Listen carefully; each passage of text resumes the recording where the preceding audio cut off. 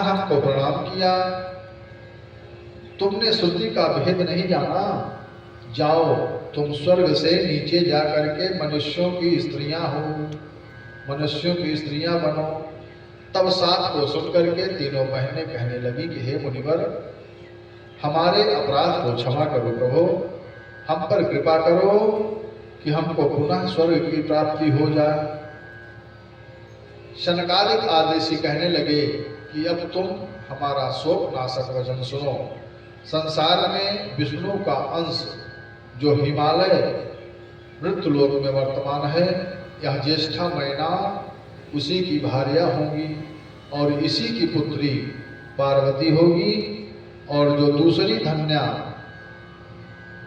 नाम की कन्या थी वह जनक की पत्नी होकर के सीता को पुत्री पाकर के धन्य होगी, और जो तीसरी कलावती वृषभान को पाकर के राधा को जन्म देगी।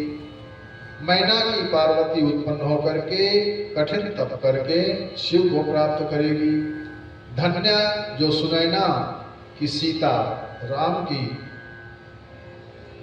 पत्नी होकर के अनेक लीला करेगी, और कलावती जो कीरत की सुधा राधा साक्षात गोलोक वासिनी गुप्त स्नेह में बंधी हुई भगवान श्री कृष्ण की प्रिया होकर के मृत्युलोक में अनेक लीलाएं करेगी। इस प्रकार तुम तीनों पितृकन्याएं पाप रहित शाप रहित होकर के पुनः स्वर्ग में वास करोगी। अब एक समय विष्णु आदि देवगण सभी मिलकर के हिमालय के यहाँ पधारे हैं, और हिमालय गिरिराज ने सभी देवों का स्वागत सत्कार किया। सभी देवों ने हिमालय से जगत माता उमा की उपासना पूजा करने को कहा। अब हिमालय ने कहा कि ऐसा ही होगा जैसा आप लोगों ने कहा है। सभी देवता माँ जगदम्बा का स्मरण करके श्रद्धा से स्तुति करने लगे। देवा उचुहु, देवता गण सभी देवगण कहते हैं, देव्यो में जगताम्ब शिवलोक निवासिनी सदा शिव प्रिये दुर्गे त्वां नमामो महेश्वरी। देवतागण कहने लगे कि हे देवी, हे जगत माता, हे सदा शिव प्रिय दुर्गे, हम तुमको प्रणाम करते हैं। इस प्रकार से दुर्गा की स्तुति देवताओं ने की, वंदना की। जगत माता दुर्गे स्तुति सुन करके देवताओं के सामने प्रकट हो गई, और जिनके अंग की कांति करोड़ों सूर्य के समान, अंग प्रत्यंग शोभायमान, तेजो राशि के समान उपमा महित, शिवलोक में निवास करने वाली, तीनों देवों को पैदा करने वाली, कल्याणदायिनी, दुखों का नाश करने वाली और अपने स्वजनों को तारने वाली अलौकिक शोभायमान हो रही थी। जगत माता दुर्गा को सामने देख करके देवताओं ने पुनः जगदम्बा की स्तुति की, बार बार प्रणाम किया। अब दुर्गा मैया कहती हैं कि हे देवों, मैंने आपके मनोभाव को जान लिया है, मेरी बात सुनो। मैना इस समय मनोयोग से मेरी आराधना कर रही है। तुम्हारी और मैना की प्रार्थना से मैं प्रसन्न हूं। मैं हिमालय के घर प्रकट होकर के संसार को सुख दूंगी, और दक्ष यज्ञ में जब मैंने अपना शरीर त्यागा था तो उसी समय मैंने भगवान हरि से यही कामना की थी, क्या?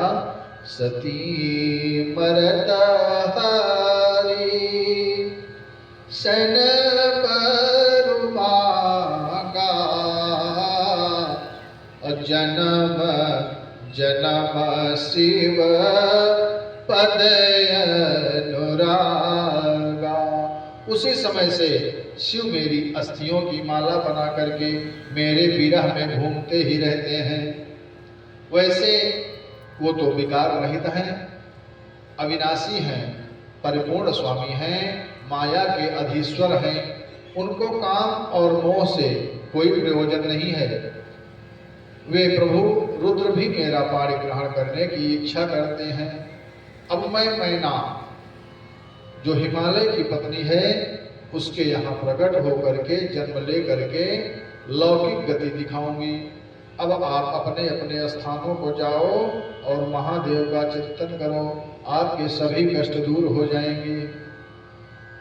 अब नारद जी कहते हैं ब्रह्मा जी से कि हे देव, मैना ने किस प्रकार तपस्या किया और कैसे पार्वती का उनके यहाँ पर पुत्री के रूप में जन्म हुआ, कृपया बताने की कृपा करें। अब ब्रह्मा जी कहते हैं कि हे नारद जी, जब देवता हिमालय और मैना को उपदेश दे करके चले गए थे, तभी से हिमालय और मैना दोनों निरंतर शिवा और शिव की आराधना में भक्ति भाव से तल्लीन हो गए।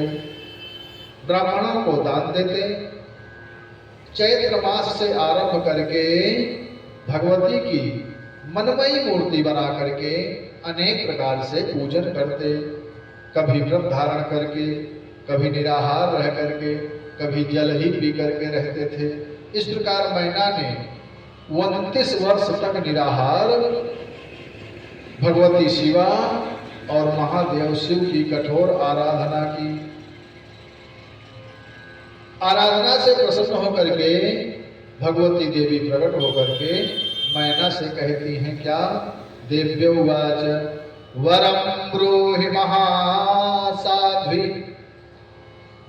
यत्ते मनसि वर्तते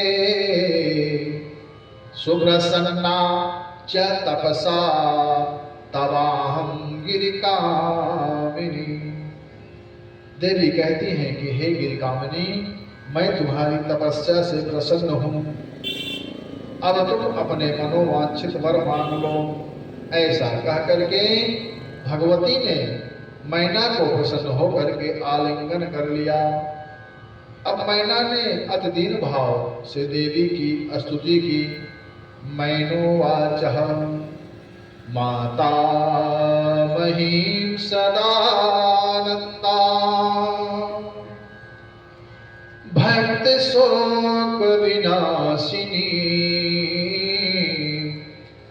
आकल्पम वनितानां च प्राणिनां बुद्धिरूपिणी। मैना कहती हैं कि हे जगत माता, आप ही सदा आनंद स्वरूपणी हैं, भक्तों के शोक को दूर करने वाली हैं, कल्प पर्यंत स्त्रीजनों तथा प्राणियों की बुद्धि रूपणी हैं। इस प्रकार से विनती सुन करके प्रसन्न होकर के माँ भगवती ने मैना को वरदान मांगने के लिए कहा। अब मैना कहती है कि हे जगत माता, आपकी जय हो। आप यदि वरदान दे रही हैं तो मुझे पहला वरदान यह दो कि मेरे दीर्घायु, बलवान, रिद्धि सिद्ध युक्त 100 पुत्र हों, और दूसरा वरदान यह दो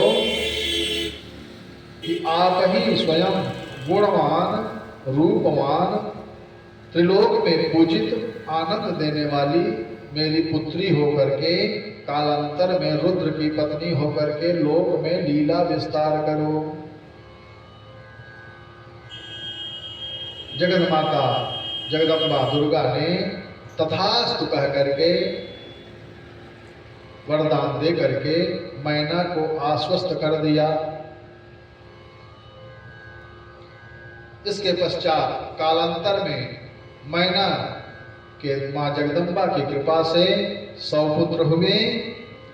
बड़ा पुत्र मैनाक हुआ, जिसने समुद्र से मित्रता की थी, और जब इंद्र पर्वतों से क्रुद्ध हुआ था तब उसने पर्वतों के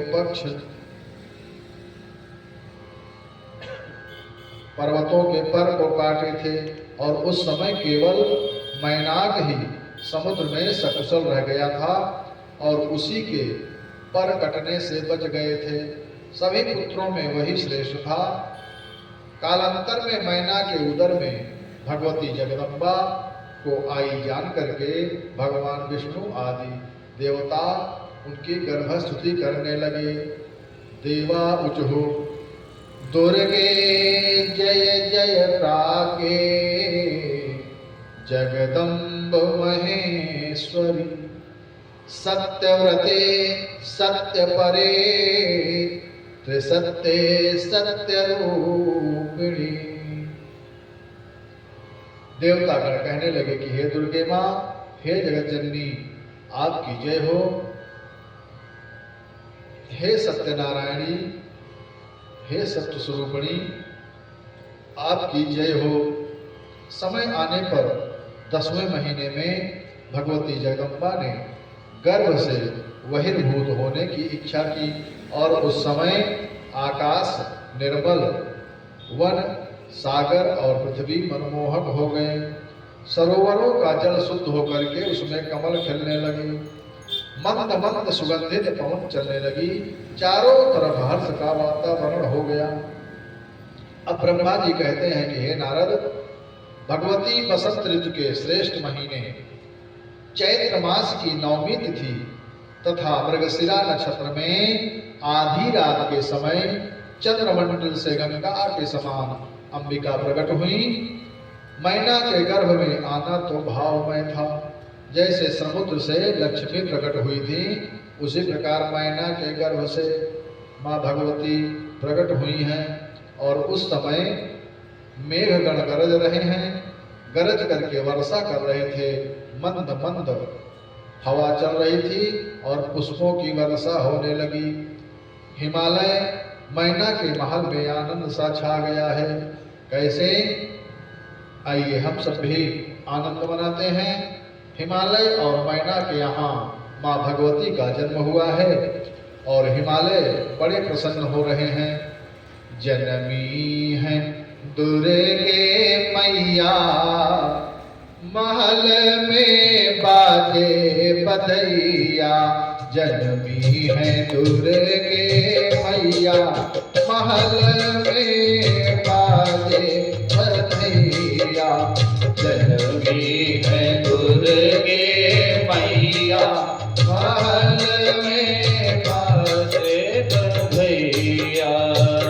बाजे बधैया, बाजे बधैया, बाजे बधैया, बाजे बधैया।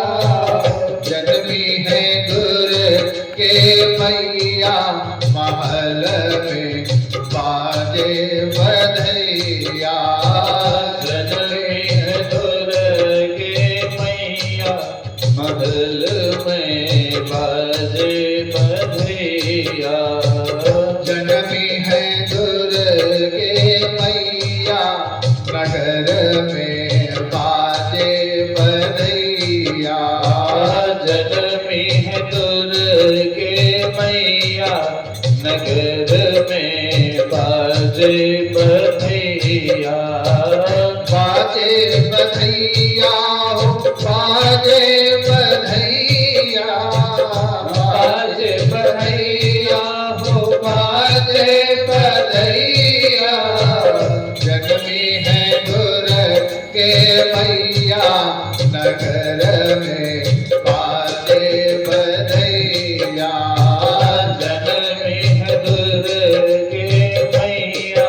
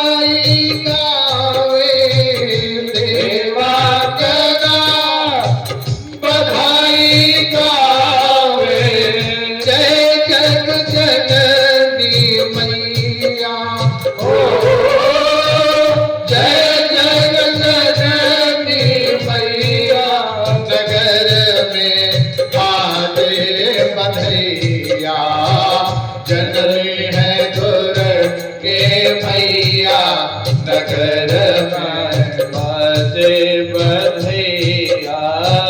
जन्मी है पार्वती मैया महल में बाजे बधैया। जन्मी है पार्वती मैया नगर में बाजे बधैया। नगर गाँव में आनंद छायो। नगर गाँव में आनंद छायो। झिलमिल होती खैया। झिलमिल होती खैया। नगर गाँव में आनंद छायो। नगर गाँव में आनंद छायो। झिलमिल होती खैया।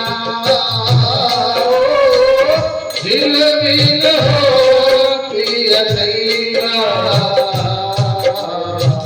जन्मी है दुर्गे मैया महल में बाजे बधैया। जन्मी है दुर्गे मैया महल में बाजे बधैया। जन्मी है पार्वती मैया महल में बाजे बधैया। जन्मी है पार्वती मैया महल में बाजे बधैया। जन्मी है पार्वती मैया महल में बाजे बधैया। बोलिए जगदम्बा मैया की जय हो। बोलिए पार्वती मैया की जय हो। बोलिए जगत जननी मायना भवानी की जय हो। आकाश में आकर के विष्णु आदि देवता दिव्य रूपा शिव लोकवासिनी जगदम्बे की स्तुति करने लगे। देवा उचहु जगदम्ब महादेवी सर्वसिद्ध विधायिनी। देव कार्य कर्तृत्व हे सदा तस्त्वां नमामहे। देवता गण कहते हैं कि हे जगदम्बा, हे सबको सिद्धि प्रदान करने वाली, आप देवता देवों का कार्य करने वाली हैं। हम आपको बारंबार प्रणाम करते हैं। हे देवी, आपने मैना और देवताओं का मनोरथ पूर्ण किया है, अब शिव जी का भी मनोरथ पूर्ण कर दो माँ। ऐसे विनम्र वचनों से नमन करके देवता गण अपने अपने स्थानों को चले गए। अब मैना कहने लगी कि हे देवी, अब आप कन्या का रूप धारण करके हमको बाल लीलाओं के आनंद से सराबोर करके धन्य कर दो। भगवती कहने लगी कि पूर्व काल में मैंने तुम्हारी तपस्या से प्रसन्न होकर के तुम्हारी कन्या होने का वरदान दिया था। अब समय आने पर मैं तुम्हारी कन्या हुई हूँ। और मैना से ऐसा कह करके देवी ने लौकिक गति का आश्रय लेकर के कन्या रूप से रुदन करने लगी। और कन्या का रुदन सुन करके महल के दास दासी और सेविकाएं प्रसन्न हुई हैं। महाराज को समाचार दिया गया कि आपका मनोरथ पूर्ण हुआ है, आपके यहाँ कन्या का जन्म हुआ है। हिमालय से प्रसन्न होकर के बड़े बड़े दान दिए। हिमालय ने प्रसन्न होकर के बड़े बड़े दान दिए। ब्राह्मणों और याचकों को दान मान से सम्मान किया। अनेकों प्रकार के वाद्य बजने लगे, मंगल गान होने लगे, जात कर्म आदि संस्कार कराए गए। महाराज हिमालय ने धूमधाम से कन्या उत्पन्न होने की खुशी में बहुत बड़ा उत्सव किया। याचकों को मनचाहा दान दिया। विप्रों को और जिसने जो मांगा सो दान दे करके सभी को प्रसन्न किया। इसके पश्चात ऋषि मुनियों को बुला करके कन्या का नामकरण कराया गया। नामकरण हुआ। मैया का क्या नामकरण कैसे हुआ? काली तारा महाविद्या षोडशी भुवनेश्वरी भैरवी छिन्नमस्ता च विद्या धूमावती तथा बगलामुखी सिद्ध विद्या मातंगी कमलात्मिकेत्यादिपद प्रणीतम नामेभ्यः। ऋषियों ने माँ का नामकरण किया। क्या? काली, तारा, महाविद्या, षोडशी, भुवनेश्वरी, भैरवी, छिन्नमस्ता, विद्या, धूमावती, बगलामुखी, सिद्ध विद्या, मातंगी और कमलात्मिका आदि नाम रख करके हिमालय से प्रचुर मात्रा में दान द्रव्य प्राप्त किया और महाराज हिमालय से विदा लेकर के सभी ऋषि मुनि अपने अपने स्थानों को चले गए। इस प्रकार सुंदर अंगों वाली कालिका देवी प्रतिदिन चंद्रमा के समान बढ़ने लगी और उसको कुलोचित नाम लेकर के सभी पुकारने लगे, दुलारने लगे। जैसे दीपक की बड़ी शिखा से मंदिर प्रकाशित और शोभायमान होता है, उसी प्रकार पर्वतराज हिमालय का महल पार्वती कन्या से शोभायमान होने लगा और पार्वती द्वितीया के चंद्रमा के समान बढ़ने लगी। कालांतर में एक दिन शिव जी से प्रेरित नारद जी हिमालय के यहाँ पधारे हैं। नारद जी को आया हुआ जान करके पर्वतराज बड़े प्रसन्न हुए। शैलराज बड़ा आदर कीन्हा पद पखारी बरयासन दीन्हा। हिमालय ने मैना सहित मुनिराज के चरणों को धो करके महल में उस जल को छिड़क करके पवित्र किया है और पार्वती को बुला करके नारद जी के श्री चरणों में प्रणाम करवाया है। अब नारद जी ने आशीर्वादों की झड़ी लगा दी। नारद जी से कहने लगे, पर्वतराज हिमालय नारद जी से कहने लगे कि हे मुनीश्वर, आप तो त्रिकालदर्शी हैं, मेरी पुत्री के गुण और दोष को बताने की कृपा करें और भविष्य में इसको कैसा पति प्राप्त होगा ये अभी बताने की कृपा करें। इसका भाग्य कैसा है और इसका दाम्पत्य जीवन कैसा रहेगा। हे मुनिराज, यह आप बताने की कृपा करें। हिमालय के वचनों को सुनकर के नारद जी पार्वती को देख करके कहते हैं कि हे हिमालय, अगर आप पूछ रहे हैं तो सुनिए। मानस में भी आया है क्या? कहा मोनि बिहास गूढ़ मृदु बानी असुता तुम्हारी सकल गुण खानी। सुंदर सहज सुशील सयानी नाम उमाया बिका भवानी। सब लक्षण संपन्न कुमारी अहोई है संतत पियहि पियारी। यही कर नाम सुमिरे संसारा अप्रिय चढ़ी है पतिव्रत असिधारा। हे पर्वतराज, आपने इसके पति के विषय में पूछा, सो सुनो कि इसका पति अलौकिक लक्षणों वाला तथा अविनाशी होगा। कैसे? जोगी जटिल अकाम मन, नगन अमंगल वेश, और अस स्वामी यही कहाँ मिलही, परि अस्त असिरे। इसका पति योगी होगा, नंग धड़ंग रहेगा, गुण रहित होगा, अकाम होगा, उस पर काम का कोई प्रभाव नहीं पड़ेगा, माता पिता से हीन होगा, अमंगल वेश वाला मिलेगा। ऐसी इसके हाथ में रेखा पड़ी हुई है।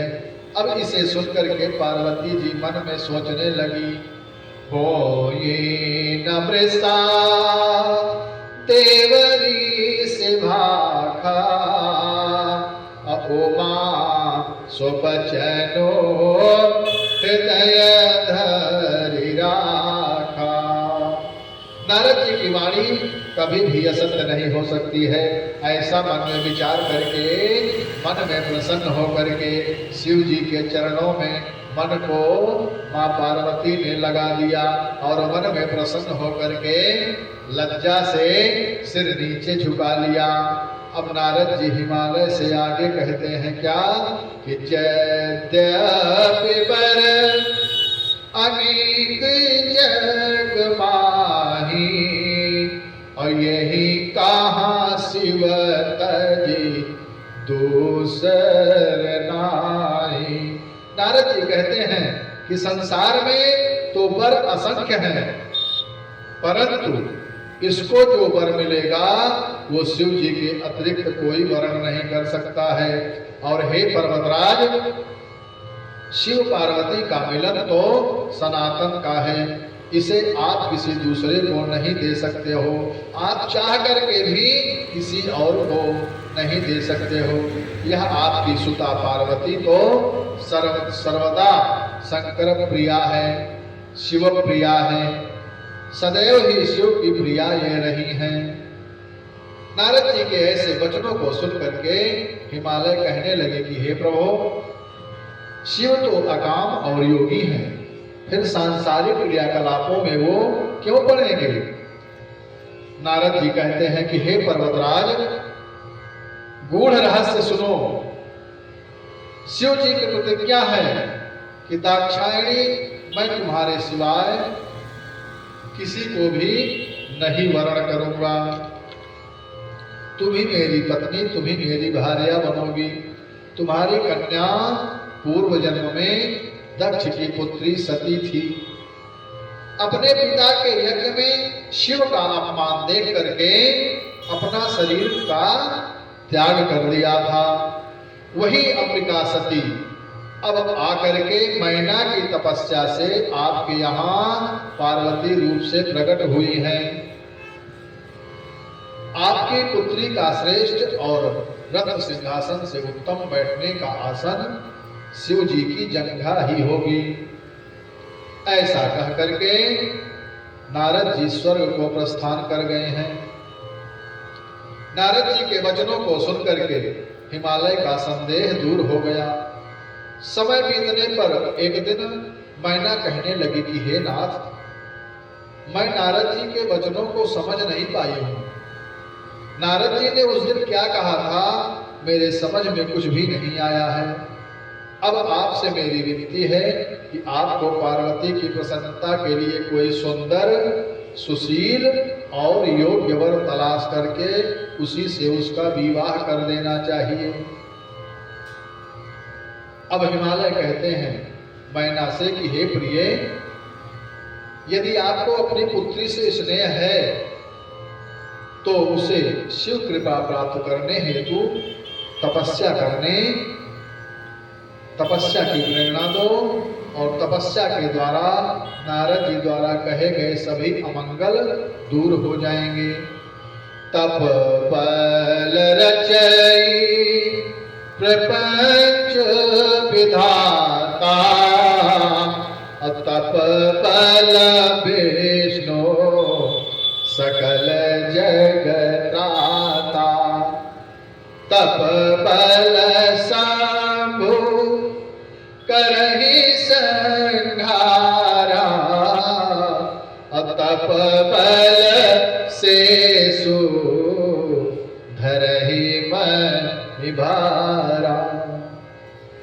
तब हिमालय की प्रिया उपदेश देने के निमित्त पार्वती के पास गई हैं, लेकिन उसके सुकोमल अंगों को देख करके कुछ कह नहीं पा रही हैं, कुछ बोल नहीं पा रही हैं। तभी सब कुछ जानने वाली, मन के भावों को जानने वाली सर्वज्ञा माँ जगदम्बा पार्वती कहती हैं कि हे माता, आज मैंने एक तपस्वी को देखा है और वह तपस्वी ब्राह्मण मुझसे श्रद्धा से शिव कृपा प्राप्त करने के लिए, तप करने के लिए कह रहा है। मैना ने वह विचार गिरिराज को सुनाया।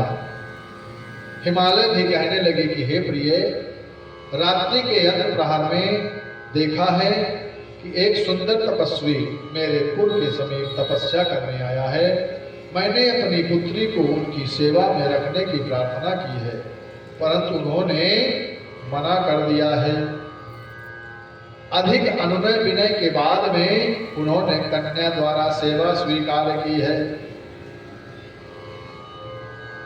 मैंने भी यह स्वप्न देखा है। हे मैना, यह स्वप्न मैंने भी देखा है। यह बात हिमालय मैना से कह रहे हैं। कुछ समय बाद शिव जी गणों के साथ हिमालय शिखर पर सती के वियोग से व्यतीत होने के कारण तप करने के लिए पधारे भी हैं। हिमालय का स्वप्न सच हुआ है। तप में संलग्न शिव जी की पार्वती अपनी सखियों के साथ सेवा करने लगी हैं और काम बाण से वित्त होते हुए भी शिव जी विकार को प्राप्त नहीं हुए हैं। देवताओं ने उनके मोहन को कामदेव को भेजा है और उसको शिव जी ने भस्म कर दिया और वहां से अंतर्धान हो गए। तब पार्वती ने बहुत समय तक तप किया है। लौकिक रीत से विष्णु जी ने शिव जी को पार्वती के साथ विवाह करने के लिए राजी कर लिया। तब शिव जी ने पार्वती के साथ विवाह किया। हे नारद, यह सब चरित्र मैंने तुमको सुना दिया। अब नारद जी ब्रह्मा जी से कहते हैं कि हे देव, शिव जी हिमालय पर तपस्या करने कब गए, काम क्षय कैसे हुआ, तथा शिव और पार्वती किस प्रकार बंधन में बंधे, यह सब वृत्तांत, यह कथा मुझे बताने की कृपा करें, विस्तार से बताने की कृपा करें। अब नारद जी के ऐसे वचन सुन करके ब्रह्मा जी कहते हैं कि हे नारद, शंकर जी सती के वियोग के कारण विरह से दुखी होकर के गृहस्थ की सद्भक्ति सदाचार को त्याग करके स्वयं दिगंबर ही रहने लगे। भ्रमण करते करते हिमालय के स्थान में जा करके समाधि लगा करके ध्यान करने लगे। मायाधीश शिव बहुत समय तक वहां समाधि में रहने के कारण एक दिन समाधि को त्यागा। तप करते समय जो पसीना ललाट स्थान से गिरा, उस पसीने से एक बालक उत्पन्न हो गया। वह बालक 4 भुजा, लाल आकार, मनोहर आकृति तथा अलौकिक तेज से युक्त था और वह शिव के समीप साधारण शिशु की तरह रोने लगा। तभी वहां शिव से प्रेरित भूमि ने उसे उठा करके दूध पिलाया। शिव के ललाट से स्वेद गिरा, शिशु रूप तुरंत ही पाया है। है रक्त वर्ण और भुजाचार और रूप अलौकिक पाया है। भूमि पृथ्वी ने उठाकर प्यार किया और स्तनपान कराया है। अहय हो भौम नाम और पुत्र तेरा, हो भौम नाम और पुत्र तेरा। शिव जी ने वचन सुनाया है। शिव जी कहने लगे कि हे भूमि, हे पृथ्वी, यह बालक तेरा हितकारी होगा, यह तेरे ही नाम से विख्यात होगा, तीनों तापों से रहित, भूमिदानी और मेरे लिए सुखकारी होगा। तब शिव की आज्ञा प्राप्त करके पृथ्वी मैया खुश होकर के चली गई और तब यह बालक भौम नाम को प्राप्त होकर के युवावस्था को प्राप्त करके शिव कृपा से ग्रहत्व को प्राप्त हुआ।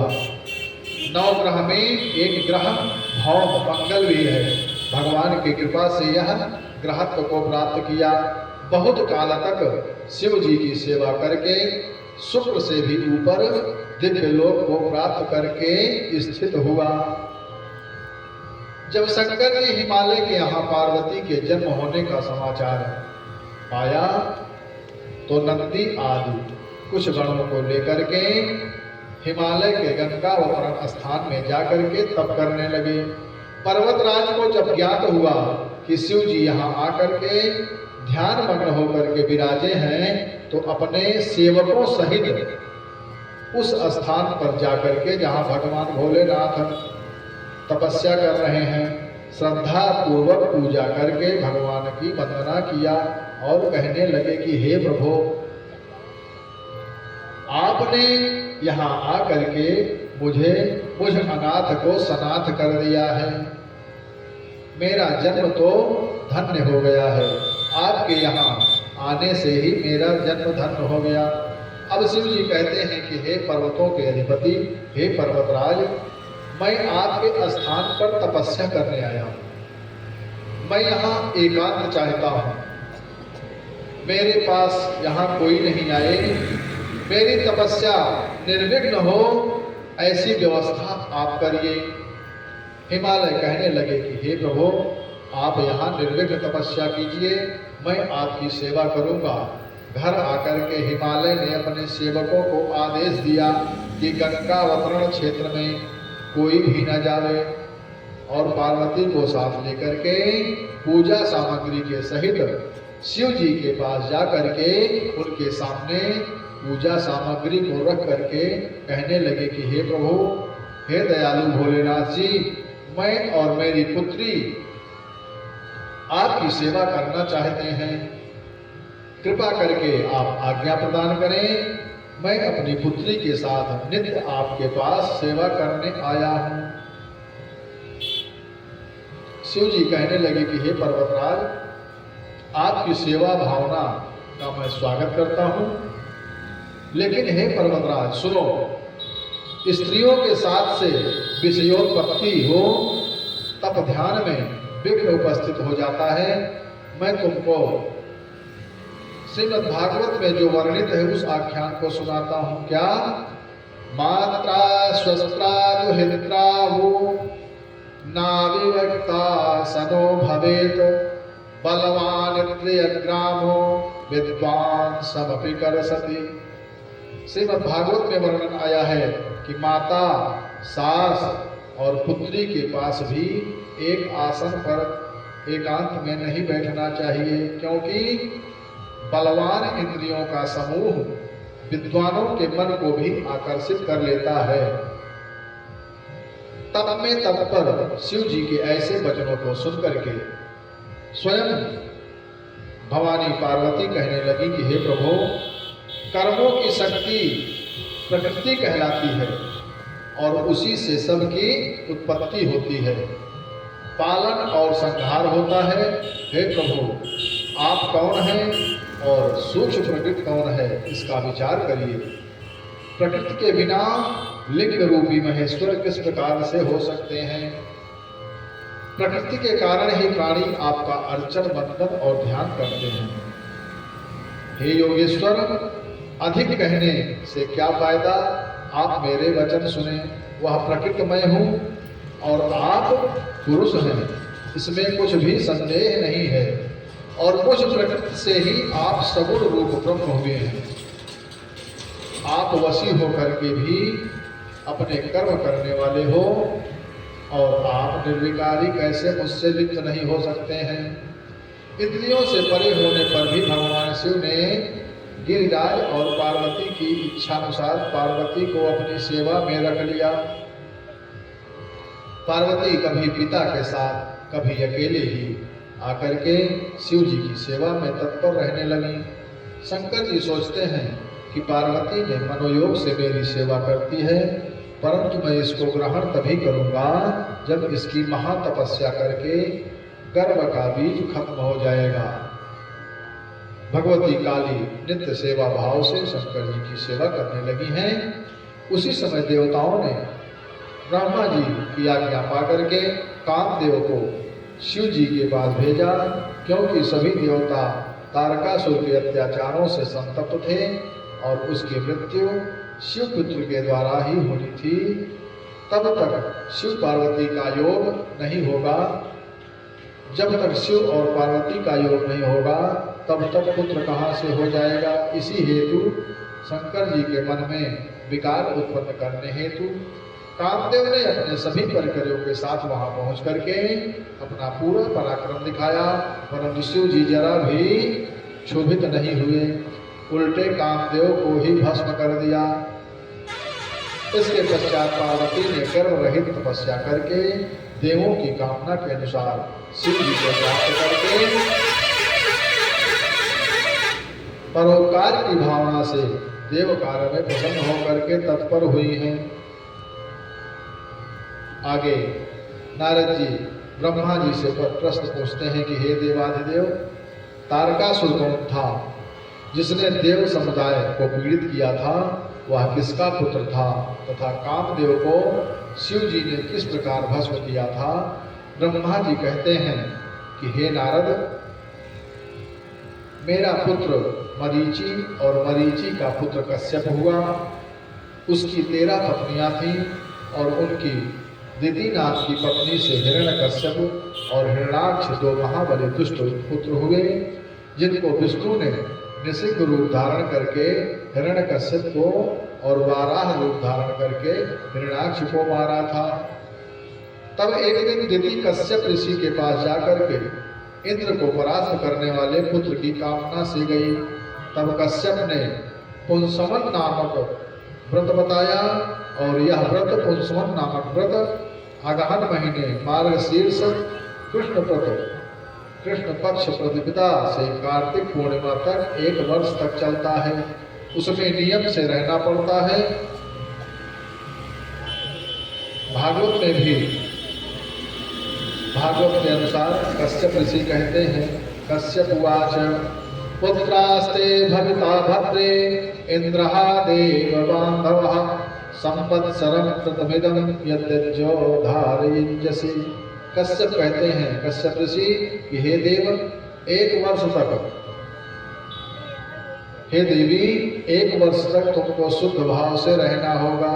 अशुद्ध भाव होने पर यह पुत्र देवताओं का अनुगामी हो जाएगा।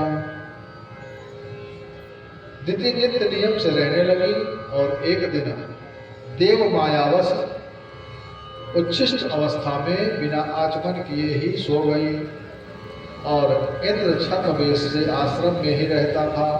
इंद्र ने अवसर पा करके दिति के उदर में प्रवेश करके उस गर्भ के 7 टुकड़े कर दिए और जब वे 7 टुकड़े रोने लगे तब इंद्र ने उन 7 टुकड़ों के भी एक टुकड़े के फिर 7 टुकड़े कर दिए। चकरतः सप्तधा गर्भ वज्रेण कनक प्रभम रुदत्तम सप्तधैकैकम मारोदिरितान् पुनः। लेकिन वे सभी टुकड़े व्रत के प्रभाव से नष्ट नहीं हुए। उनका नाम मरुत हुआ। वे 49 मरुत इंद्र के अनुगामी होकर के उसी के साथ चले गए।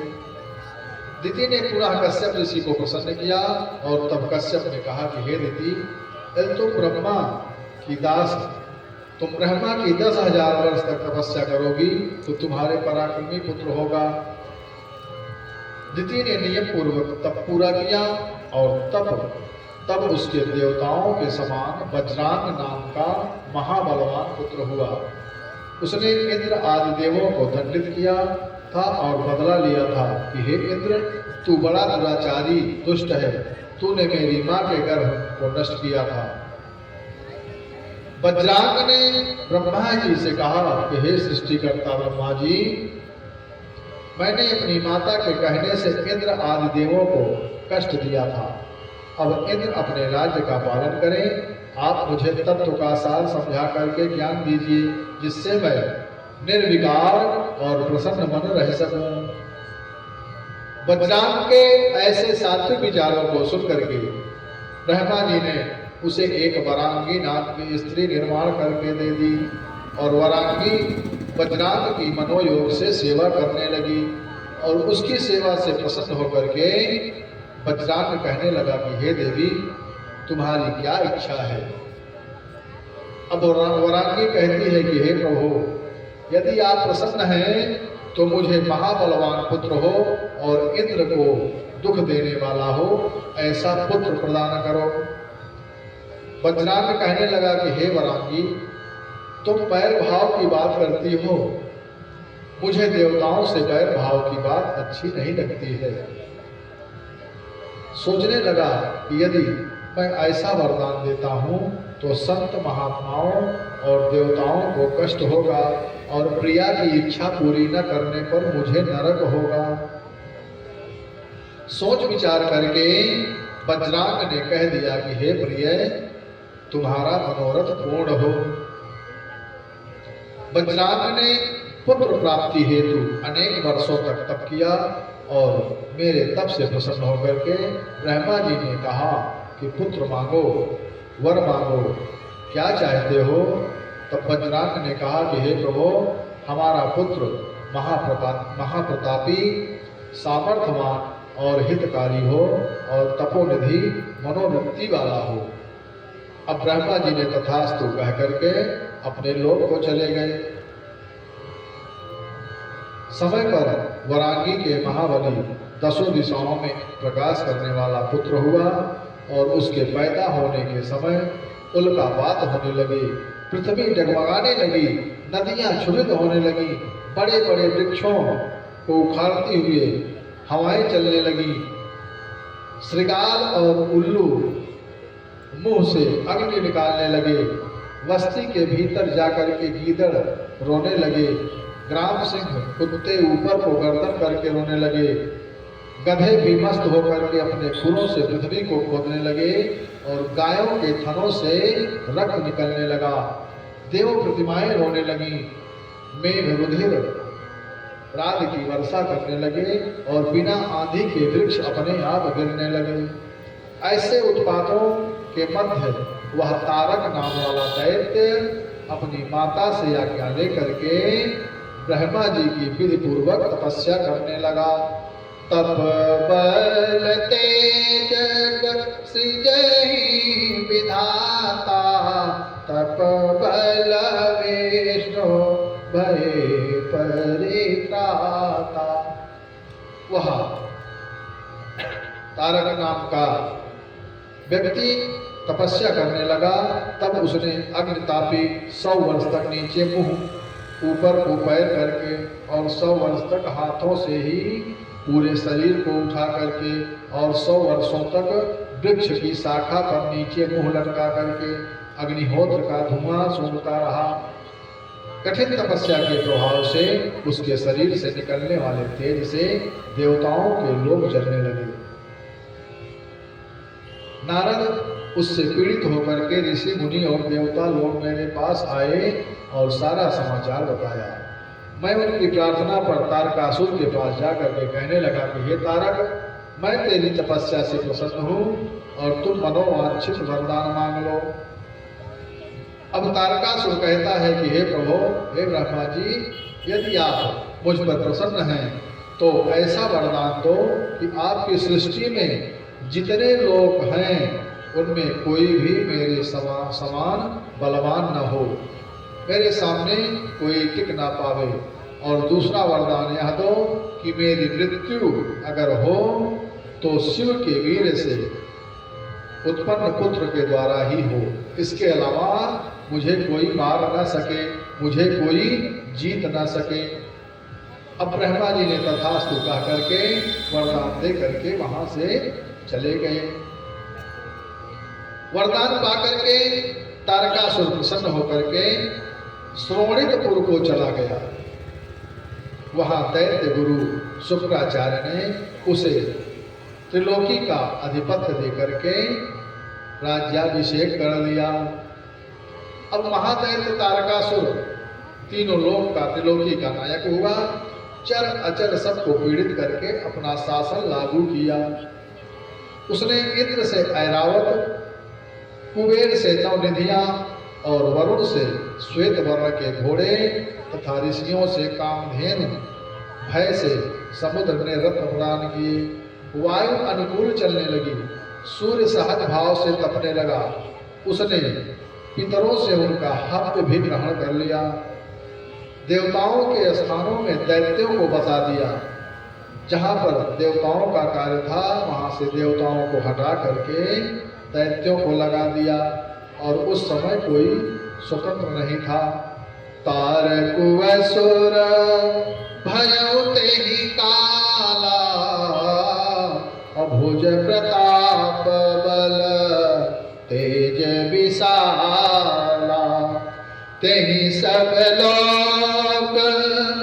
लोकपति जीते, अभय देव सुख संपत्ति रीते। तारकासुर के अत्याचारों से दुखी होकर के सभी संत मुनि तथा देवता मेरे पास आकर के आर्त भाव से तारकासुर के द्वारा पीड़ित करने का समाचार सुनाया। दिक्पाल उसके भय से लुक छुप करके जीवन व्यतीत कर रहे थे। आपसे वरदान पा करके सभी देवतागण ब्रह्मा जी से कहते हैं कि हे ब्रह्मदेव, आपसे वरदान पा करके तारक महान ऐश्वर्यमान होकर के तीनों लोगों का मालिक बन गया है और सभी उसके भय से व्याकुल हैं। सभी अप्सराओं और सुंदर स्त्रियों को तारकासुर ने ग्रहण कर लिया है और धर्म के सभी अंग, यज्ञ, तप, दान और पाठ आदि सभी नष्ट कर दिए हैं। उसका सेनापति क्रौंच नामक महादानव सभी लोगों और पाताल में भी प्रजाओं को कष्ट दे रहा है। असभ्रष्ट याचारा भाषण सारा, धर्म सुनिय नहीं काना। तेहि बहुविधि त्रासहि देश निकासहि, जो कह वेद पुराना। तारकासुर ने सभी को जीत लिया है। हे ब्रह्मा जी, हमें नारायण के कवच से आशा थी, लेकिन वह चक्र भी उसके गले में पुष्प की भांति कुंठित हो गया है। अब ब्रह्मा जी कहने लगे कि हे देवताओं, वह मेरे ही वरदान के कारण अजेय हुआ है। हे देवताओं, जिसने उसे बढ़ाया है वह तो उसे मारने को उत्सुक नहीं होगा। वृक्ष को लगा करके भी उसका छेदन करने पर कष्ट होता है। ब्रह्मोवाच ततो नैव वधो योग्यो यतो वृद्धमुपागतः, विषवृक्षोऽपि संवर्ध्य स्वयं छेत्तुम साप्रतम्। ब्रह्मा जी कहते हैं कि हे देवताओं, इसे इंद्र आदि कोई भी देवता मारने में सक्षम नहीं है। इसको तो शिव के वीर से उत्पन्न पुत्र ही मार सकता है। मानस में भी आया है कि ब्रह्मा जी देवताओं से यही कहते हैं, क्या सब सन कहा बुझाई विधि, धनुज निधन तब हो, असंभ शुक्र संभूत सुत, और यही जीत रन सो। इस तारकासुर को तो शिव जी का पुत्र ही मार सकता है, इसके अलावा उसे कोई मार नहीं सकता है, उसे कोई जीत नहीं सकता है। अब ब्रह्मा जी कहते हैं कि उसके लिए तुमको मैं एक उपाय बताता हूं। क्या उपाय? यह है कि जो दक्ष के यज्ञ में सती ने शरीर त्याग करके यज्ञ को विध्वंस किया था, वही सती अब हिमालय के यहाँ पार्वती के रूप में उत्पन्न हुई हैं और शिव को प्राप्त करने के लिए तपस्या कर रही हैं। अब आप वही उपाय करिए कि जिससे शिव जी पार्वती के साथ विवाह कर लें, तभी इसका अंत हो सकता है। जब शिव जी पार्वती के साथ विवाह करेंगे तभी उनको पुत्र उत्पन्न होगा, तभी इसका अंत होगा। मैं भी तारकासुर को जाकर के समझाता हूं। ब्रह्मा जी ने तारकासुर के पास जाकर के कहा कि हे तारक, यह स्वर्ग तेजों का सार है। मैंने तुम्हें पृथ्वी का शासन करने का आशीर्वाद दिया था, स्वर्ग का शासन करने का आशीर्वाद नहीं दिया था। ब्रह्मा जी की आज्ञा मान करके तारकासुर स्वर्ग को त्याग करके और पृथ्वी पर स्वर्णितपुर में आकर के अपना वैभव युक्त राज सुख भोगने लगा। हे नारद, देव हो या दानव, सभी का समय बदलता है। समय एक जैसा कभी नहीं रहता है। चाहे वह कितना भी पराक्रमी व्यक्ति हो और कितना भी कमजोर व्यक्ति हो, समय सबका एक दिन बदलता ही है। एक दिन कृष्ण को रण छोड़ नाम पर्यो और एक दिन कंस को पछाड़ दियो क्षण में। एक दिन रावण ने 10 दिशा जीत लई और एक दिन 10 सिर कटे पड़े रण में। एक दिन अर्जुन ने महाभारत जीत लीनो और एक दिन भीलन ने लूट ली वन को। अब ऐरे नर ज्ञानी तू काहे पे गुमान करे, सूरज की 3 गति होती है एक दिन में। अब तारकासुर के स्वर्ग से चले जाने पर सभी देवता अपने अपने स्थान को चले गए और वहां जाकर के सभी विचार करने लगे कि यह तारक शिव शुक्र द्वारा, शिव के पुत्र द्वारा ही मारा जाएगा और शिव जी तपस्या में लीन है। अब वही उपाय होना चाहिए जिसके द्वारा शिव की समाधि टूट करके पार्वती में आसक्ति हो जाए। देवताओं की कामनाओं के अनुसार इंद्र ने कामदेव को बुलाया है और तारकासुर के अत्याचारों का वृत्तांत बताया है। इंद्र कहने लगा कि हे कामदेव, ब्रह्मा के वरदान के कारण तारकासुर अजेय हो गया है, उसे जीता नहीं जा सकता है। मैंने तुमको इसलिए याद किया कि कभी कभी किसी भक्त के आगे मेरा वज्र भी कुंठित हो जाता है, लेकिन हे कामदेव, तुम कभी निराश नहीं हुए हो, अतः तुम किसी भी तरह शिव जी की समाधि को भंग करो। अब कामदेव कहने लगा कि हे देवेंद्र, हे इंद्रदेव, आपका पद पाने हेतु जो भी तपस्या करता है उसे मैं अवश्य गिरा देता हूँ। मैं ब्रह्मा जी और हरि और शिव जी की भी तपस्या से चलायमान कर सकता हूँ। फिर औरों की तो बात ही क्या है। मेरे फूलों के 5 नाम, फूलों की 3 स्थानों में झुकी हुई धनुही, भ्रमरों की गुंजार रूपी डोरी और सुंदर स्त्री का बल, मेरे सखा बसंत का बल, मेरा कामवर्धक मित्र चंद्रमा, हाव भाव सैनिक और श्रृंगार सेनापति हैं और मेरा भी बल अनोखा है। आप मुझे आज्ञा दीजिए, मैं उसे अवश्य पूरी करके आऊंगा। अब इंद्र कहने लगे कि तारकासुर ब्रह्मा जी के वरदान से अजय बन करके सभी लोगों को कष्ट दे रहा है। नारायण का चक्र, वरुण का पास और मेरा वज्र भी उसके आगे नहीं कार्य कर रहा है। उसकी मृत्यु तो केवल शिव जी के अंश से प्राप्त पुत्र के द्वारा ही होगी और शिव जी तपस्या में रत हैं। अतः हे कामदेव, जिस प्रकार से शिव जी की समाधि भंग होकर के उनकी रुचि पार्वती में हो जाए, तुमको वही उपाय करके और देवताओं के हित के लिए समर्पित होना है। कामदेव ने शिव माया से मोहित होकर के कहा कि हे इंद्रदेव, मैं आपका यह कार्य अवश्य संपन्न करूंगा।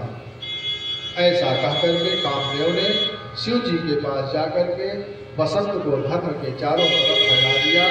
मानस में भी आया है क्या, कोपव जब ही बारी चर के तू क्षण बाहु पिके सकल श्रुति से तू सबके हृदय मदनय भिलासा लता निहारे नवहि तरु शाखा नदी उमगी अम्बुदी कहु धाई असंगम करहि तालाब तलाई पशु पक्षी नभ जल थल चारी अभय काम बस समय विसारी मदन अंध व्याकुल सब लोका निस दिनो नहीं अव लोक ही को का। इस प्रकार कामदेव ने अपने अनुचरों की सहायता से संसार में सभी प्राणियों के मन में काम का संचार कर दिया और उस पुरुषों को संसार में स्त्रियां ही दिखाई देती हैं और स्त्रियों को सब पुरुष ही दिखाई दे रहे हैं। सारे संसार में कामदेव ने ऐसा कैतु फैला दिया कि बसंतस्य चयो धर्मः प्रससार सर्वतः तपः स्थाने महेशस्यो विप्रस्थे मुनीश्वरः।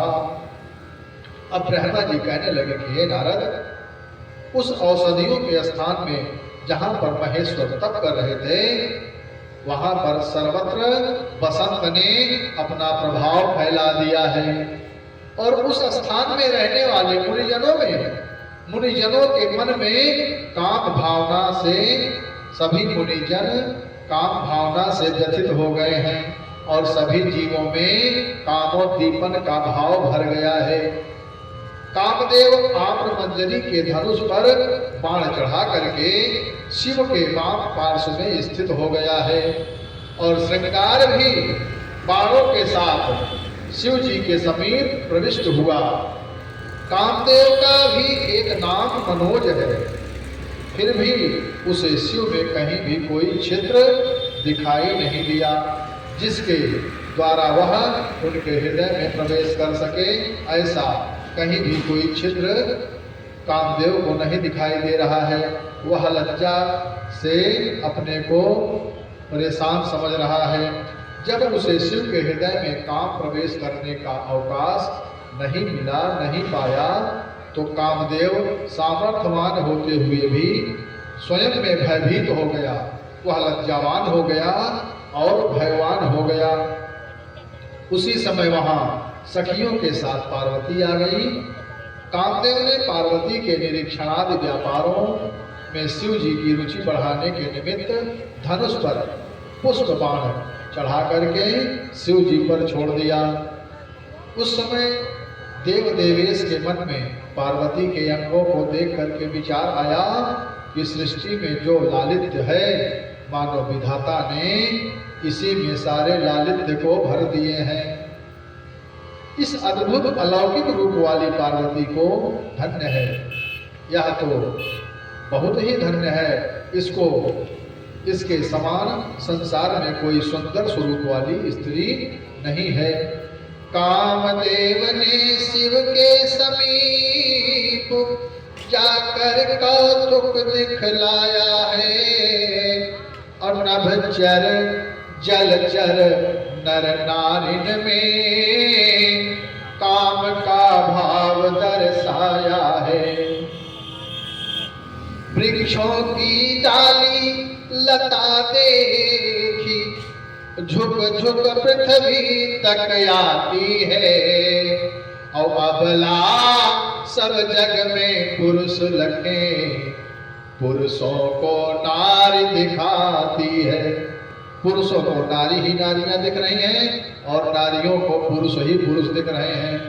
शिव जी सोचने लगे कि जब मैं समर्थ होकर के भी इसके अंग प्रत्यंगों को देखने की और स्पर्श होने की कामना करता हूँ, तो असमर्थ क्षुद्र पुरुषों की क्या दशा हो रही होगी। महायोगी शिव अपनी धीरता में विघ्न देख करके विस्मित हुए कि मैं प्रेम से अन्य स्त्री का चिंतन करके शास्त्र की मर्यादा का उल्लंघन किया है। किस कुकर्मी ने मेरे चित्त में विकार उत्पन्न किया है, ऐसा सोच करके भगवान भोलेनाथ चारों तरफ देखने लगे। तब शिव जी को अपने बाईं ओर धनुष पर पुष्प बाण चढ़ाए हुए कामदेव दिखाई दिया। वह बाण छोड़ने की इच्छा से गर्वित हो रहा था। तब तो शिव जी को महाक्रोध उत्पन्न हो गया। अपने सभी प्रयास विफल देख करके कामदेव थर थर कांपने लगा। उसी समय पर शिव ललाट से ललाट मध्य गातस्मात् बहिर्दुष्ट संभवः जज्ज्वालोढ़ शिखो दीप्तः प्रलयाग्नि समप्रभः। उसी समय शिव के ललाट से अग्नि का पुंज प्रकट हो गया और वह प्रलयाग्नि के समान ऊर्ध्व शिखा से प्रदीप्त होकर के कामदेव जल उठा। जब तक सभी देवता क्षमा करो की याचना करते, ऐसा कहते, तब तक तो उस अग्नि ने कामदेव को भस्म कर दिया। किसी को क्षमा याचना करने का मौका ही नहीं मिला। कामदेव को भस्म होने से सभी दिशाओं में हाहाकार मच गया। हाहाकार भयउ जग भारी, अडर पे सुर भय असुर सुखारी। जोगी अकंटक भय पति गति सुनत रति मूर्छित भई। रोदति बदति बहुभाति करुणा करति शंकर परि गई। अति प्रेम कर विनती विविध विधि जोरी कर सनमुख रही। प्रभु आशुतोष कृपाल शिव अबला निरख बोले सही। प्रभु आशुतोष कृपाल शिव अबला निरख बोले सही। कामदेव के दहन सुन करके रति हाहाकार करती हुई, चिल्लाती हुई, बिलखाती हुई, करुणा करती हुई शिव के पास जाकर के रुदन करने लगी, रोने लगी, चिल्लाने लगी। शिव जी कहने लगे कि हे रति, मेरे क्रोध से जो कुछ भी हो गया वह अब अन्यथा नहीं होगा, अब अन्यथा नहीं हो सकता। लेकिन तुम रुदन मत करो, रो मत, मैं तुमको वरदान देता हूँ। क्या? अब तेरति तव नाथ कर हुई है नामो अनंग। बिनु बको व्यापी सब ही पुनि सुनो निज मिलन प्रसंग। शिव जी कहने लगे कि हे रति, अब से तेरा पति बिना शरीर के अनंग रूप से सबको प्रभावित करेगा। अब अपने पति के विषय में यह जान ले कि जब द्वापर में श्री कृष्ण का दुष्टों के विनाश के लिए अवतार होगा, उस समय कृष्ण का रुक्मिणी से विवाह होगा। तब रुक्मिणी तेरे पति कामदेव को प्रद्युम्न के नाम से उत्पन्न करेगी। मानस में भी वर्णन आता है कि जब जयतुवंश कृष्ण अवतारा, अहोई है हरण महामहि भारा। कृष्ण तनय हुई है पति तोरा, अब बचन था होई न मोरा। वह कृष्ण पुत्र प्रद्युम्न नाम का होगा, लेकिन उस पुत्र को सूतिका गृह से ही समरासुर नाम का राक्षस उठा करके ले जाएगा और उसे समुद्र में डाल करके मृतक समझ करके वह असुर निर्भय हो जाएगा। परंतु उस बालक को समुद्र में एक मत्स्य, एक मछली निकल जाएगा और वह मत्स्य समरासुर के रसोइयों द्वारा काटा जाएगा और उसी में से प्रद्युम्न निकलेगा और उस बालक कामदेव का तुम ही पालन करोगी।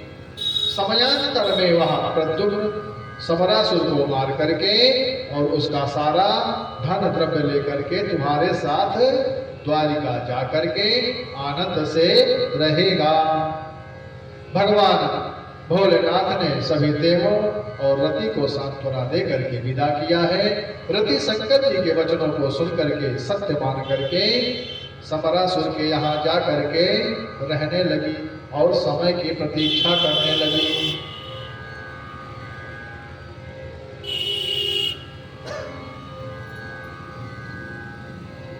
नारद जी ब्रह्मा जी से पूछने लगे कि हे देवो, रति के और देवताओं के चले जाने पर आगे की कथा बताने की कृपा करें, और जो कामदेव को भस्म करने वाली अग्नि सभी को संताप दे रही थी उसका क्या हुआ?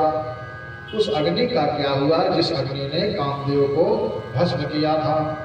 अब ब्रह्मा जी कहने लगे कि हे नारद, जब उस अग्नि से देव, दानव और सृष्टि जलने लगी, तब देवों की पुकार पर मैंने उस अग्नि को स्तंभित करके समुद्र के पास जा करके उसे समर्पित कर दिया और उससे कहा कि हे सागर, इससे तुमको कोई हानि नहीं होगी। तुम इस शिव क्रोध रूपी उस अग्नि का नाम वड़वा नल पड़ा और कहा कि इस शिव क्रोध रूपी वड़वा नल को प्रलय काल तक धारण करो, यह प्रतिदिन तुम्हारे जल का आहार करता रहेगा। इसीलिए वह जो वड़वा नल अग्नि समुद्र में गई है, इसी के कारण समुद्र में जल कभी अधिक नहीं होता है, कभी समुद्र में बाढ़ नहीं आई। जितना भी जल जाए समुद्र वैसे के वैसा ही रहता है। यही कारण है जो अग्नि समुद्र में, सागर में गई है, इसी कारण से जल कभी ऊपर नहीं आता है। हे नारद, इस तरह उस अग्नि का नाम बड़वा नल रखा गया। श्री रामचरितमानस में भी लंका कांड में हनुमान जी श्री राम से कह रहे हैं क्या कि हे प्रभु, समुद्र का पानी तो आपके प्रताप रूपी बड़वा नल ने पहले ही सुखा दिया है। प्रभु प्रताप बड़वा नल भारी, असाध्य हो प्रथम पयोनिधि बारी। तपरे को नारी रुदन जल धारा, भरे बहोरी भयते ही खारा। अब यह खारा पानी तो आपके आपके दुश्मनों की स्त्रियों को रोने से आंसुओं से भर गया है, आंसू खड़े होते हैं। अब आगे की कथा में शिव जी द्वारा काम दहन का समाचार सुनकर के पार्वती अत्यंत दुखी हुई। माता पिता और सखियों ने अनेक प्रकार से समझाया। एक दिन महानारद जी आए और पार्वती से कहने लगे कि तुमने शिव जी से बातें की थी परंतु अहम से की थी। आपके अंदर भगवान भोलेनाथ से बात करते समय गर्व आया था, अहम आया था, इसलिए भगवान आपको पसंद नहीं कर रहे हैं। यदि तपस्या करती हो तो यह समय नहीं आता। अगर तुम भगवान से नम्र भाव से मिली होती तो यह समय नहीं आया हुआ होता, आज तुम दोनों का विवाह हो गया होता। कामदेव को भस्म करके शिव ने तुम्हारा गर्व दूर किया है। हे जगत जननी, आपके गर्व को दूर करने के लिए ही भगवान भोलेनाथ ने कामदेव को भस्म किया है। अब यदि तुम बहुत समय तक तपस्या करो और शिव आराधना करके यदि संस्कार को प्राप्त हो जाओगी तो शंकर जी तुमको अवश्य स्वीकार करेंगे। आप सदैव से ही शिवप्रिया हैं, शिवप्रिया रहेंगी और तुम भी शिव को छोड़ करके किसी दूसरे का वर्ण नहीं कर सकती हो, किसी दूसरे का वर्ण नहीं करोगी। अब जगत जननी पार्वती कहने लगी कि आप जगत का उपकार करने वाले हो, मुझे रुद्र की आराधना करने का मंत्र दो। मैया पार्वती नारद जी से कहते हैं कि हे नारद जी, आप जगत के कल्याणकारक हो, मुझे भगवान भोलेनाथ की आराधना करने के लिए कोई मंत्र बताइए। न सिद्धति क्रिया कापि सर्वेषां सद्गुरुं विना मया सुता पुरा सत्यम श्रुतिरेखा सनातनी। पार्वती जी कहने लगे कि हे मुनीश्वर, हे नारद जी, मैंने श्रुति भगवती के अमूल्य वचन को सुना रखा है कि सद्गुरु के बिना कोई भी हो, बिना सद्गुरु के कोई क्रिया सफल नहीं होती है, सबको गुरु की आवश्यकता है। अतः आप आराधना की विधि व उसके निमित्त उपासना का मंत्र बता करके मुझ पर उपकार करें। गुरु बिन भवनिधि तरई न कोई, जो बिरंचि कर सब होई, जो बिरंचि कर सब होई। भगवान भोलेनाथ भी किसी की आराधना करते हैं, वो भी अपने मन में किसी गुरु को धारण किए हैं।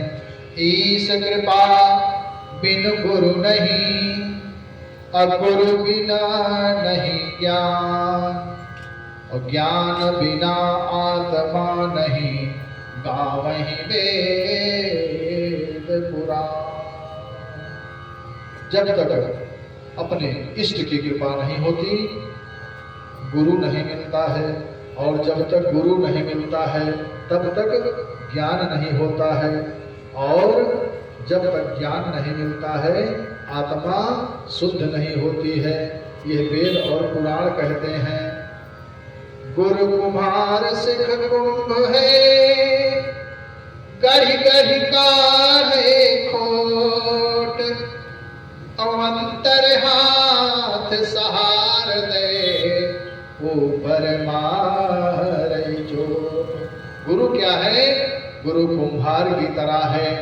जैसे कुम्हार मिट्टी के बर्तन को बनाता है, लेकिन मिट्टी के बर्तन को बनाते समय हाथ वह नीचे लगा करके और ऊपर बहुत धीरे धीरे से चोट मारता है, धीरे धीरे से मिट्टी के बर्तन को बनाता है, संवारता है। उसी तरह गुरु भी जीव को, इस मनुष्य रूपी जीव को गुरु भी संवारता है। बगैर गुरु के किसी का जीवन संवर नहीं सकता है। तो मैया पार्वती भगवान नारायण से, नारद से प्रार्थना करती हैं कि हे गुरु जी, मेरे जीवन को संवार दो। गुरु जी, गुरु जी, मेरी रंग रंग रंगीले में। गुरु जी मेरी रंग दे चुनरिया रंग रंगीले में। गुरु जी जाओ ओढ़ी चुनरिया सत्संग के मेले में। गुरु जी मेरी रंग दे चुनरिया रंग रंगीले में। गुरु जी इस भंवर जाल में भजन नहीं होए हाल में। गुरु जी मेरा जी घबरावे जग के झमेले में। गुरु जी मेरी रंग दे चुनरिया रंग रंगीले में। गुरु जी मेरी माया मोह छुड़ाओ। गुरु जी मेरी माया मोह छुड़ाओ। भक्ति में ध्यान लगाओ। गुरु जी मुझे दर्शन देना सत्संग के मेले में। गुरु जी मेरी रंग दे चुनरिया सत्संग के मेले में। गुरु जी मेरी रंग दे चुनरिया रंग रंगीले में। बोले गुरुदेव भगवान की जय हो। बगैर गुरु के हमारा जीवन अधूरा है, इसलिए हमें गुरु की शरण में जाना चाहिए। जगत जननी ने जन्म लिया है, लेकिन वो भी गुरु की शरण में गई हैं। अब ब्रह्मा जी कहने लगे कि हे नारद जी, पार्वती को शिव के पंचाक्षर मंत्र का उपदेश दे करके तुमने विधि बताई। और नारद जी कहने लगे कि हे पार्वती, तुम विधि पूर्वक भक्ति भाव से और श्रद्धा पूर्वक इस मंत्र का जप करोगी तो तुम्हारी भक्ति पूर्वक आराधना से शिव जी प्रसन्न होकर के तुमको दर्शन देंगे। और पार्वती ने सखियों के साथ जाकर के माता पिता से तपस्या करने की आज्ञा ली।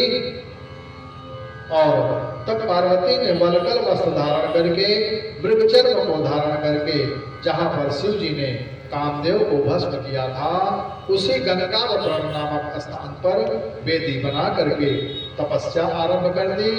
और ग्रीष्म काल में अपने चारों ओर अग्नि प्रज्वलित करके स्थिर होकर के तपस्या करने लगी। वर्षा में मैदान में शिलाखंड पर बैठ करके जलधारा को स्थिर होकर के सहन करने लगी।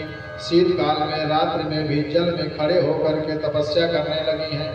मानस में भी आया है, संबत साहस मूल फल खाए, साधु खाई सत बरस कमाए। माता जी ने तपस्या करने के लिए सहस मूल फल खाए, कंद मूल फल खाए, साग खाए, बरसों साग तरकार के बिता दिया। अब कछु दुइन भोजन बारी बतासा, किए कठिन कछु दिन उपवासा। कुछ दिन अल्पाहार भोजन किया और कुछ दिन पूरा उपवास रह करके ही तपस्या कर रही हैं। और बेल पाती मही परी सुखाई, तीन सहस संपत सोई खाई। पुनि परिहरव सुखाने हूँ परना, अब मही नाम तब भयहु अपरना। मही नाम तब भयहु अपरना। कुछ दिन माता जी ने सूखे पत्ते को भी खा करके तपस्या की है। उनका नाम अपर्णा भी पड़ा है। पार्वती सोचने लगी, यदि मैं सभी कामनाओं को त्याग करके शंकर जी में अनुरक्त हुई हूँ तो मुझ अनुरागिनी पर अवश्य ही प्रसन्न होकर के वे मुझे दर्शन देंगे। पार्वती की कठिन तपस्या को देख करके सभी ऋषि मुनि पार्वती की तपस्या की सराहना करने लगे हैं। उस स्थान के जीव जंतु अपनी जातिगत वैर भाव को त्याग करके प्रसन्न होकर के विचरण करने लगे हैं। पार्वती के माता पिता ने समझाया कि हे पुत्री, अब तपस्या छोड़ दो, घर चलो, तुमको यहाँ पर तप करते हुए हजारों वर्ष हो गए हैं। पार्वती माता पिता से कहने लगी कि जब तक शिव के दरस न पैयो तब तक जग में मोह ना दिखैयो, तब तक जग में मोह ना दिखैयो। माँ जगत जननी भगवान भोलेनाथ को प्राप्त करने के लिए गंगा और क्षेत्र में तपस्या कर रही हैं। हम माता जी को तपस्या करने देते हैं, उनकी तपस्या में हम विघ्न नहीं डालेंगे। अब आज की कथा यहीं पर विश्राम लेती है, आगे की कथा कल प्रारंभ होगी। माँ भगवती की जैसी इच्छा होगी वैसे कथा का गायन होगा। आज की कथा यहीं विश्राम लेती है। आइए हम सभी भी एक भजन के बाद भगवान हनुमान जी का हनुमान चालीसा, उसके पश्चात आरती, पहले एक भजन के माध्यम से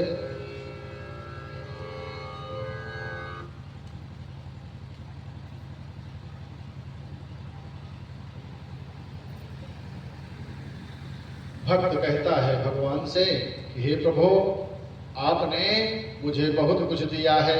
हम भगवान से कभी भी जब पूजन करें, वंदन करें तो कुछ मांगे नहीं, हम मांग करके अपना अहित करते हैं।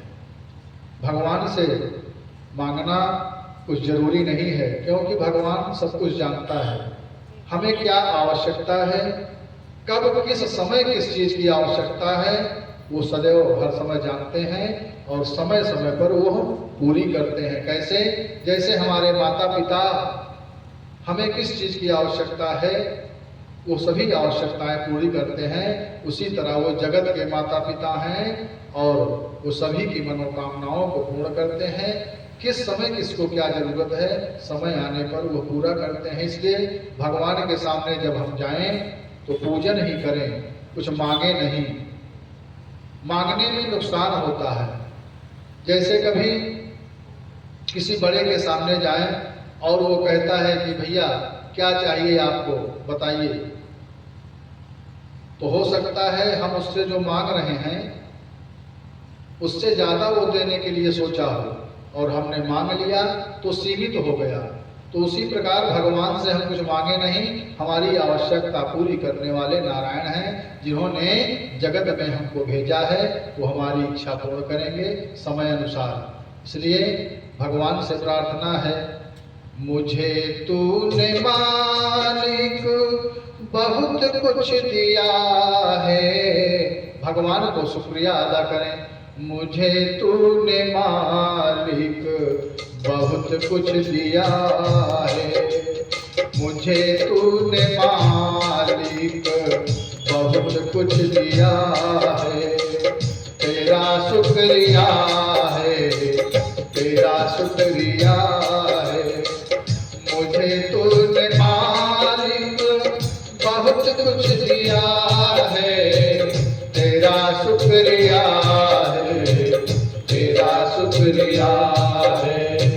ये जायदाद दी है, ये औलाद दी है, मुसीबत में हर वक्त हिम्मत दी है। तेरा ही दिया मैंने खाया पिया है, तेरा ही दिया मैंने खाया पिया है। तेरा शुक्रिया है, तेरा शुक्रिया है, तेरा शुक्रिया है, तेरा शुक्रिया है। न मिलती अगर दी हुई दात तेरी, न मिलती अगर दी हुई दात तेरी,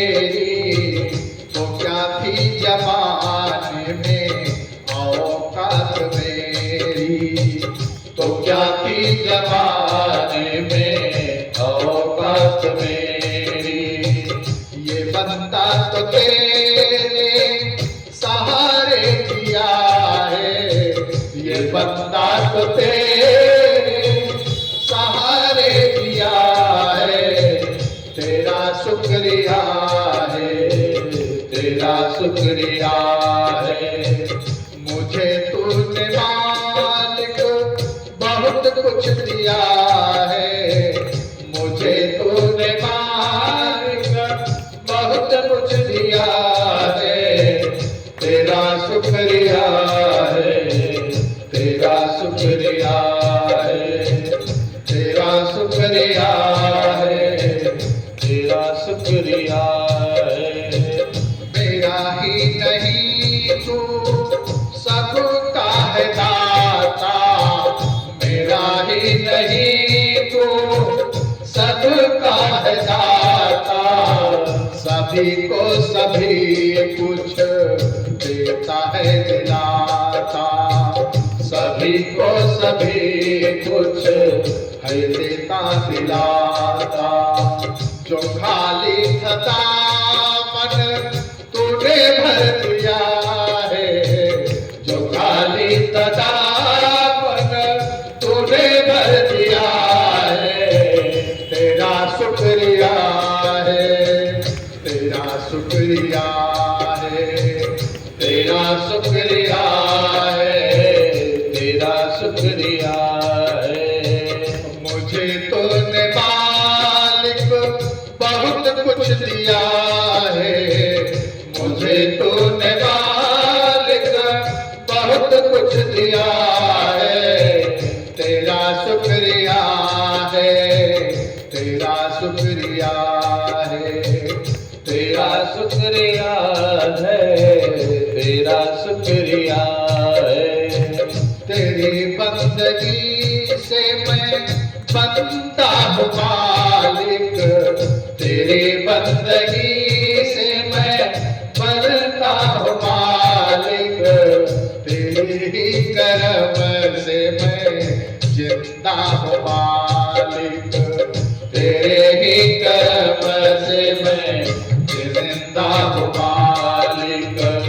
तुम्ही तो जीने के काबिल किया है, तुम्ही तो जीने के काबिल किया है, तेरा शुक्रिया है, तेरा शुक्रिया है, तेरा शुक्रिया है, तेरा शुक्रिया है।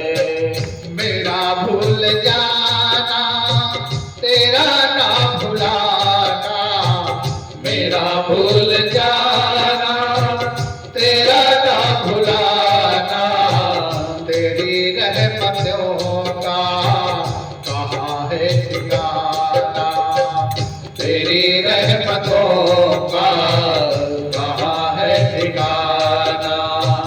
तेरी इस मोहब्बत ने पागल किया है, तेरी इस मोहब्बत ने पागल किया है, तेरा शुक्रिया है, तेरा शुक्रिया है, तेरा शुक्रिया है, तेरा शुक्रिया है।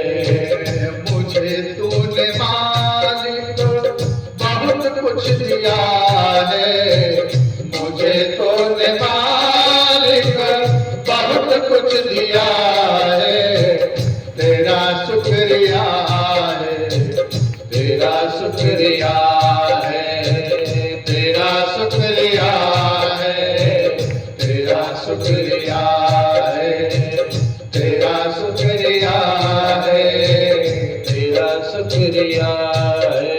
श्री राम जय राम जय जय राम, श्री राम जय राम जय जय राम, श्री श्याम जय श्याम जय जय श्याम, श्री श्याम जय श्याम जय जय श्याम, श्री राम जय जय राम, श्री श्याम जय श्याम जय जय श्याम, श्री राम जय जय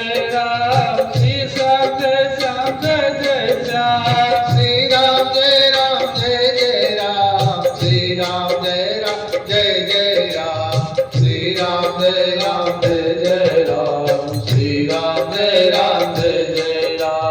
नमः शिवाय, ओम नमः शिवाय, ओम नमः शिवाय, ओम नमः शिवाय। हर हर भोले नमः शिवाय, ओम हर हर भोले नमः शिवाय, ओम नमः शिवाय, ओम नमः शिवाय, ओम नमः शिवाय, ओम नमः शिवाय। जय हनुमान, जय जय हनुमान।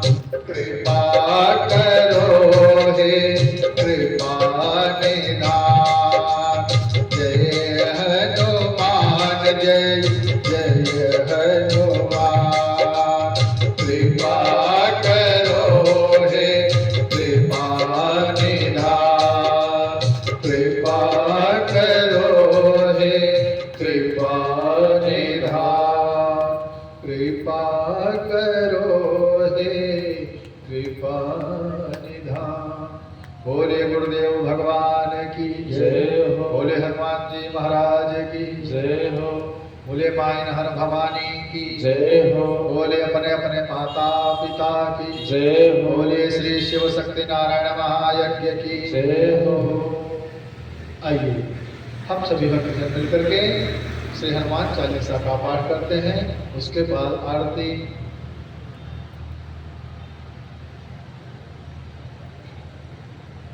जहां तक आवाज पहुंच रही है, सभी भक्तों से निवेदन कि आप सभी हनुमान चालीसा का पाठ करें और अपने जीवन को धन्य बनावें। और जो कथा पंडाल में भक्त उपस्थित हैं, ये सभी भक्त भी हनुमान चालीसा का पाठ करेंगे। आइए हम सब मिल करके हनुमान चालीसा का पाठ करते हैं। जय जय जय हनुमान गोसाई, कृपा करो गुरुदेव की जाए। जय जय जय हनुमान गोसाई, कृपा करो गुरुदेव की नाई। श्री गुरु चरण सरोज रज निज मन मुकुर सुधार। वरनव रघुबर विमल जसु, लोदायक फल चार। बुद्धिहीन तन ज्ञान के सुमिरो पवन कुमार। बल बुध विद्या देहु मोहि, हरहु कलेश विकार। बल बुध विद्या देहु मोहि, हरहु कलेश विकार। जय जय जय हनुमान गोसाई, कृपा करहु गुरुदेव की नाई। जय जय जय हनुमान गोसाई, कृपा करहु गुरुदेव की नाई। जय हनुमान ज्ञान गुण सागर, जय कपीस तिहु लोक उजागर। रामदूत अतुलित बल धामा, अंजनी पुत्र पवन सुत नामा। महावीर विक्रम बजरंगी, कुमति निवार सुमति के संगी। कंचन वरण विराज सुबेसा, कानन कुंडल कुंचित केसा। हाथ वज्र ध्वजा विराज, कान्हे मूंज जनेऊ साजे। शंकर सुवन केसरी नंदन। तेज प्रताप महाजगवंदन, विद्यावान गुणी अति चातुर। राम काज करिबे को आतुर। रघुचरित सुनिबे को रसिया। राम लखन सीता मन बसिया। सूक्ष्म रूप धरि सियहि दिखावा। विकट रूप धरि लंक जरावा। दीन रूप धरि असुर संहार। रामचंद्र जी के काज सवारे। लाय सजीवन लखन जियाए। श्री रघुवीर हर्षि उर लाए। रघुपति कीन्ही बहुत बड़ाई। तुम मम प्रिय भरत सम भाई। सहस बदन तुम्हरो यश गावै। कस कहि श्रीपत कंठ लगावै। सनकादिक ब्रह्मादि मुनीसा। नारद सा नारद सहित यही सब जम कुबेर दिगपाल जहाँ ते कवि को विद कह सके कहाँ ते तुम उपकार सुग्रीव की नाराम मिलाय राजपद दीना तुमरो वंश विभीषण माना लंकेश्वर भय सब जग जाना युग सहस्र योजन पर भानु लीलोताहि मधुर फल जानो सब बूंद का मेल मुख माही जलधि लागी गए अचरज नाहि दुर्गम काज जगत के सुगम अनुग्रह तुम्हारे देते नाम दुआरे तुम रखवार होत नया क्या बिनु पैसारे सब सुख लहै तुम्हारी सरना तुम रक्षक काहू को धरना आपन तेज समारो आपन तीनों लोक हाकते कापै भूत पिशाच निकट नहीं आवे महावीर जब नाम सुनावे नासै रोग हरे सब पीरा जपत निरंतर हनुमत वीरा संकट ते हनुमान छुड़ावे मन क्रम वचन ध्यान जो लावे सब पर राम तपस्वी राजा तिनके काज सकल तुम साजा और मनोरथ जो कोई लावे कोई अमित जीवन पल पावे चारों जुग परिताप तुम्हारा भय पर सिद्ध जगत उजियारा और मनोरथ साधु संत के तुम रखवारे असुर निकंदन राम दुलारे अष्ट सिद्धि नानद के